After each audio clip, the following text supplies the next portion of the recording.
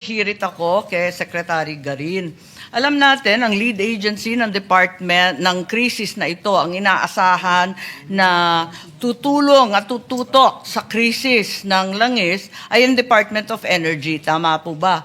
Pati yung attached agencies, they're supposed to take the lead in handling the energy crisis as we understand it today, including ERC, NAPOCOR, lahat ng narito, higit sa lahat PNOC with legendary reserves kung saan man sila. And this is stated in your mandate. And the President also wrote that, in fact, there would be a cutting back in government agencies to 4 days.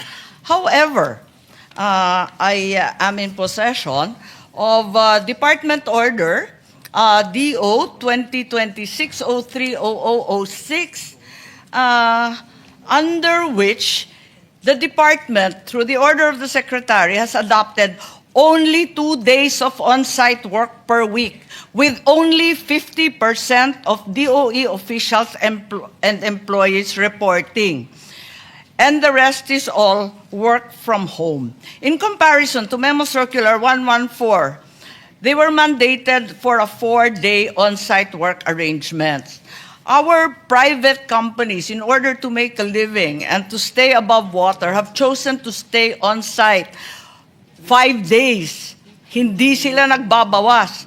Only a few companies like Del Monte and Aboitiz, nagbawas nga, Monday naman to Thursday.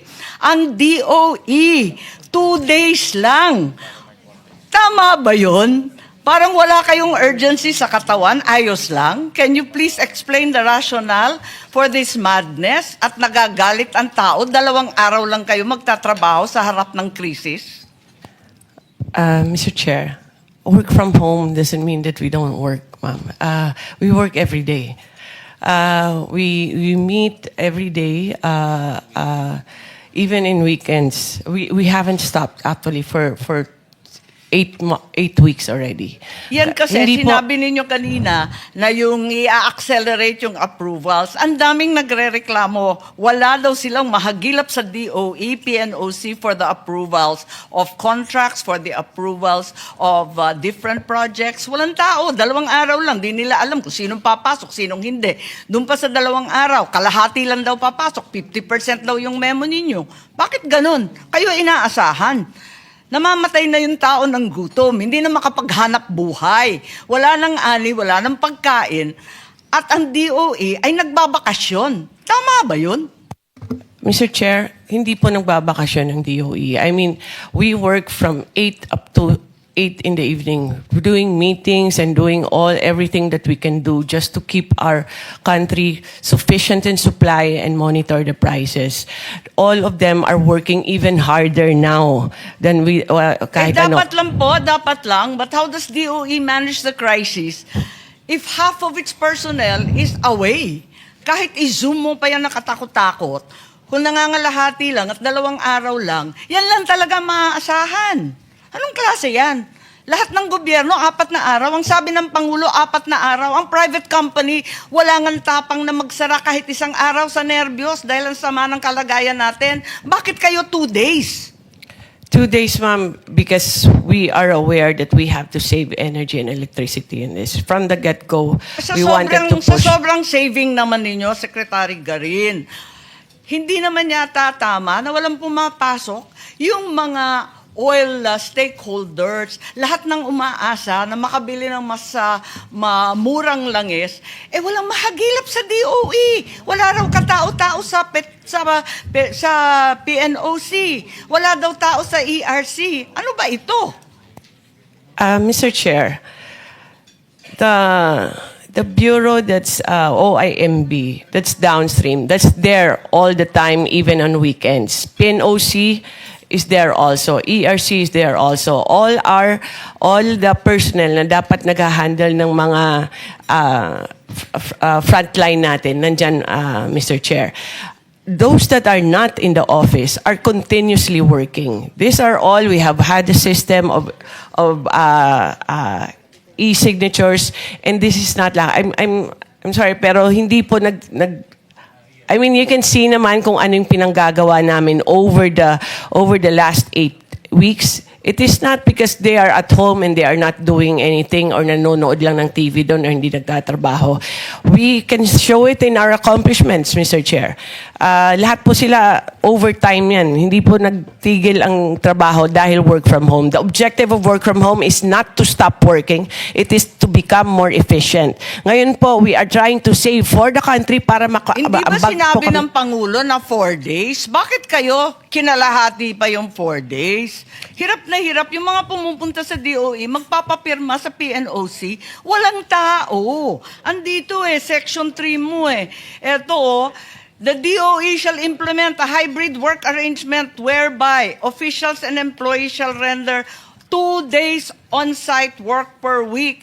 Ibig sabihin, wala sila doon.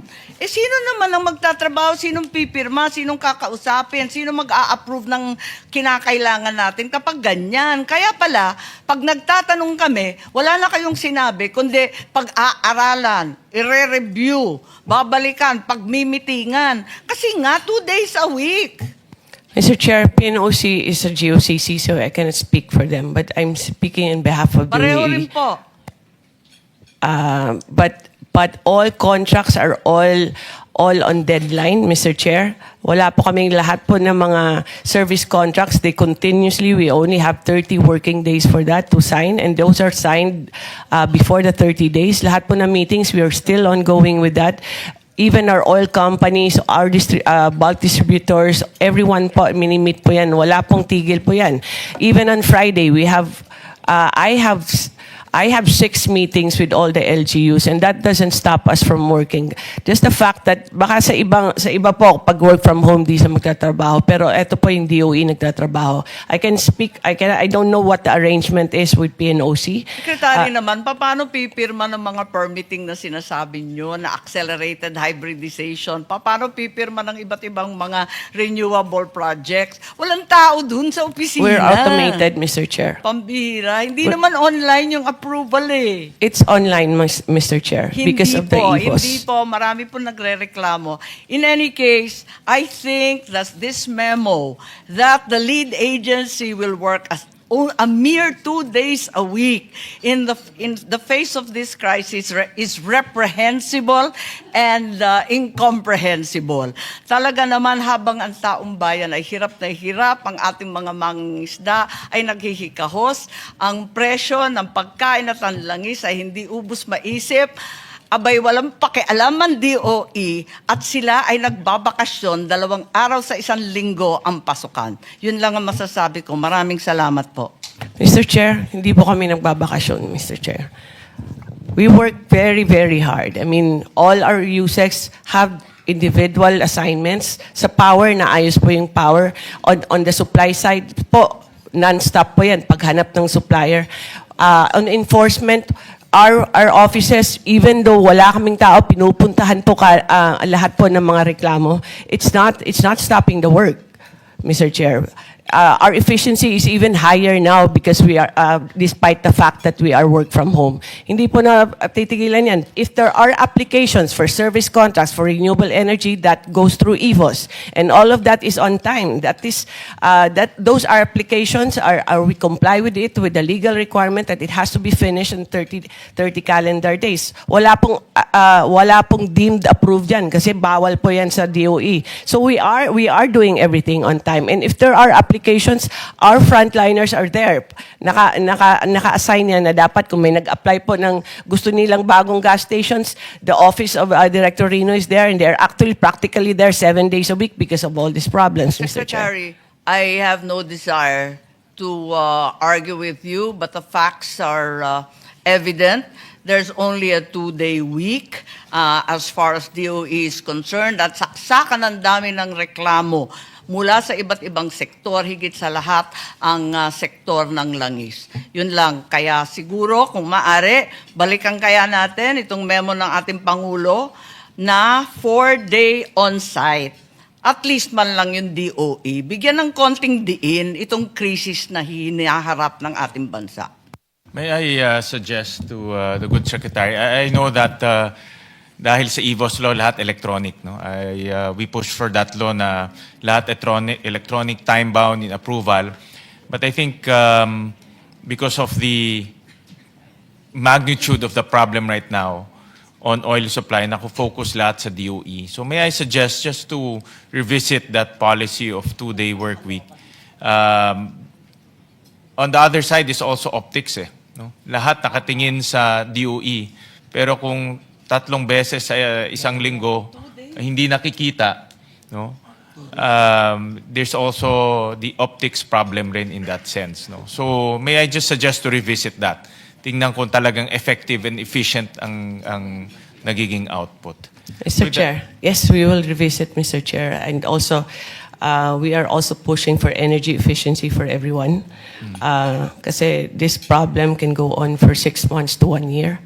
And it seems like even this week's news, it's going to get worse because of the pronouncements of President Trump. So we are pushing for efficiency in electricity as well as in fuel. Kasi kailangan talaga everybody has to practice this behavior.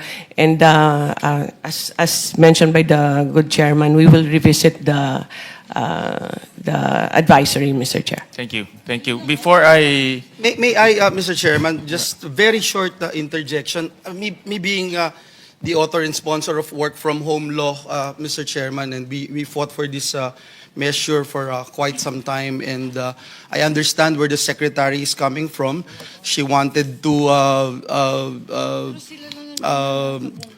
do everything and become the model department for the government. Pero just like what the chairman has mentioned a while ago, and I would also appeal, Mr. Chair, for the secretary to consider this more on optics, Mr. Chairman, kasi talagang yung taong bayan tinitingnan ng DOE as a very important department, and if it is in the headlines and everywhere na twice a week lang sila pumapasok, hindi ho talaga mahirap i-defend, no? Despite the fact na I would think, Mr. Chairman, that the secretary is doing her best to ensure that they are doing their jobs and that they are complying with all their targets, etc. Pero hindi talaga maganda yung 2 beses sa isang linggo pumapasok yung sa pandinig yung mga kawani ng pamahalaan dun sa Department of Energy. So salamat, Secretary. Salamat din, Mr. Chair. Thank you. Thank you for that. We